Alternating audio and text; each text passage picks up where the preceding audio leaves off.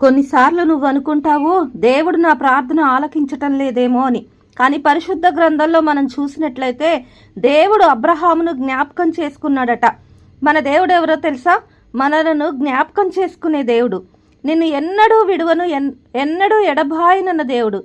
కనుక ఈ రోజున మనం తెలుసుకోవాల్సింది ఏమిటంటే, నువ్వు నీ బంధువుల గురించి, నశించిపోతున్న వారి గురించి, నీ కుటుంబం గురించి నువ్వు ఎప్పుడైతే ప్రార్థన చేస్తావో అది దేవుడు వినడం లేదేమో అన్నట్లుగా ఉంటుంది. కానీ ఒక రోజున నీ ప్రార్థనకి దేవుడు జవాబిస్తాడు. నిన్ను దేవుడు జ్ఞాపకం చేసుకుంటున్నాడన్న సంగతి తెలుసుకోవాలి. హల్లెలూయా. అందుకనే అబ్రహామును జ్ఞాపకం చేసుకొని లోతును తప్పించినట్లుగా మనం వాక్యంలో ధ్యానిస్తున్నాం. కనుక అనేక సార్లు దాడులు జరుగుతున్నప్పుడు, శత్రువు యొక్క దాడి జరుగుతున్నప్పుడు దేవుడు నిన్ను, నీ ప్రార్థనని జ్ఞాపకం చేసుకుంటాడనే సంగతి నువ్వు తెలుసుకోవాలి.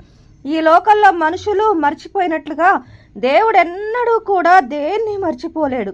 నువ్వు చేసిన ప్రార్థనను ఆయన మర్చిపోలేదు. నువ్వు చేసిన విజ్ఞాపనను ఆయన మర్చిపోలేదు.